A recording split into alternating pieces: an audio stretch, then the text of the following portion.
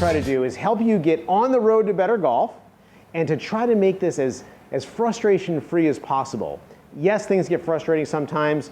It's the nature of the game. But what we're going to do today is we're going to work on the correct grip, aim, setup, and ball position. And when you learn these basic fundamentals, and by the way, they don't take a lot of skill, just attention to detail, after you learn how to do these things correctly, you're going to get good feedback. When you hit a good golf shot, you're going to get a good result. When you hit a bad shot, you'll get a bad result. But we've got to get these things worked out to play good golf, so we may as well learn them in the beginning, and this is going to be a way to help you minimize some of the frustration on your road to better golf. Okay, here we go, starting off with a grip. And as you can see here, I'm wearing my glove on my left hand. We're going to call this my top hand. As I put my top hand on the grip, I can look down and I can count and see from my playing position 1, 2, almost 3 complete knuckles on this top hand. And I can also see that this V here between my thumb and my forefinger points back at my right shoulder, at my back shoulder. Most people, when they grip, they grip the club very weak, where they put their hand on so that the back of their hand points straight down on a line parallel to the target. We don't want that. That's going to cause slices. We don't want slices. The more I rotate the top hand this way, this is going to help me draw the ball. So once again, this V goes at my right shoulder. Now my bottom hand, or my right hand, what I'm going to do is I'm going to start off with the club up in front of me, and I'm going to put my hand up there so that my palm is pointing right down at my target. Then I'm going to slide this right hand up the grip. You can go ahead and do this as you watch.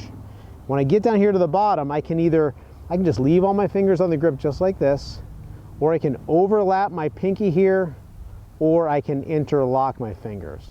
Okay, so for now I'll go with that interlock. Then I'm going to put this club down.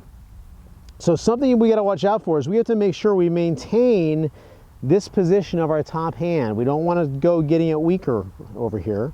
So I'm going to maintain that V pointing at my back shoulder, slide that top hand down again, doing my interlock, putting the club down behind the ball. Now one more thing I'm going to do is I'm going to just press the shaft forward a little bit so that the butt end of the club points up here at about my front belt loop. All right, so that's how you want to grip the club for success. One quick little thing once again, watch out that you don't end up in a weak position. That's going to make you slice it. V towards that back shoulder, the bottom hand, that palm matches up with the target.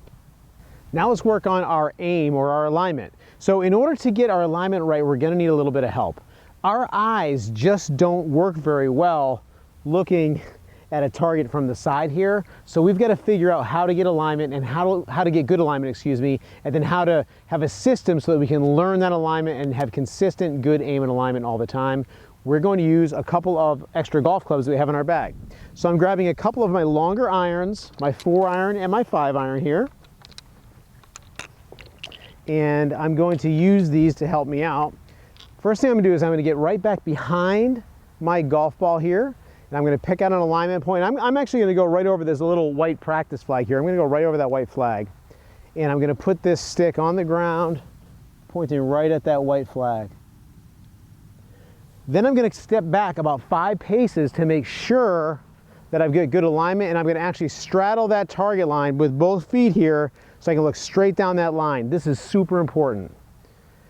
Then what I'll do is I'll come around to the side, I'll place my other iron on the ground here, parallel to that first one. Because not only do I want to have my club face lined up properly, I want my body lined up properly. I'm going to get back here.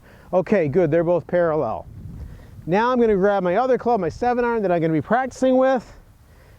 I'm going to go through my short routine to get a good sense of where I'm going here. And I'm going to practice hitting shots every single time my club face pointing straight at the end of that butt end of that grip. And I can look down and see that both of my feet are the same distance from the shaft on the ground. So there you go. So now I've got a really good sense of alignment. In every single practice ball that I hit today, I'm going to make sure I use these sticks, and I can look up at that white flag and know exactly how it feels to have good alignment. And the more I practice this, the better I'm going to get. Okay, so now I'm feeling good. I'm halfway there. I've got a really good grip on the club when I set up. I know what my aim is going to be, what my alignment will be like. Now let's make sure our posture is correct. Now this is something that's actually pretty straightforward. It really helps though to practice actually some of this in the house, in front of a mirror, or like a sliding glass door or something like that.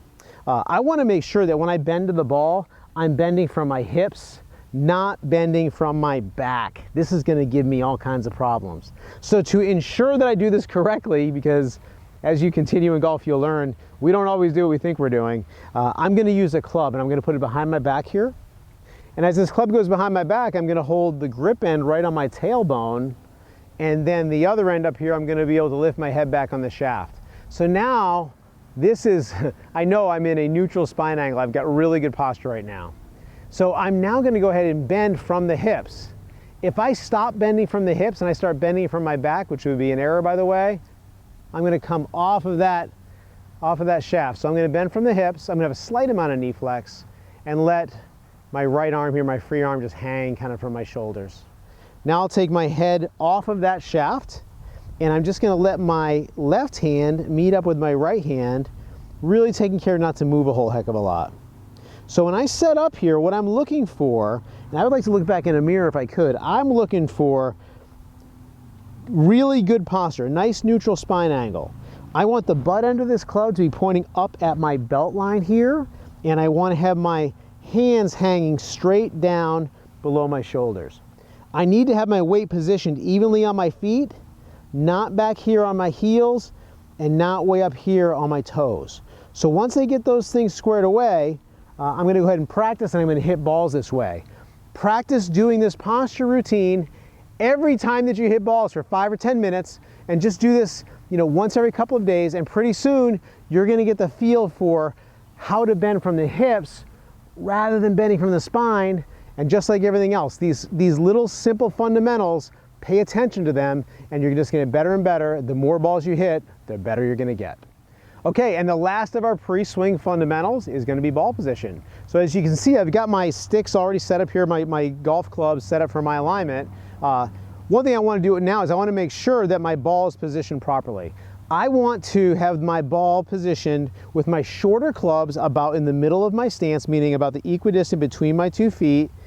As my clubs get longer, think of it this way. I'm going to just take my back foot and move it a little bit further back. And what that does is that essentially moves the ball position more forward in my stance. I would never really have my feet this wide. This is just kind of to demonstrate. So this is a 7-iron, and I'm going to set up with that ball a little teeny bit forward in my stance, but I need some sort of a feedback device to keep me on track to make sure I'm consistently doing this the right way. So what I'm going to do is I'm going to grab another club out of my golf bag.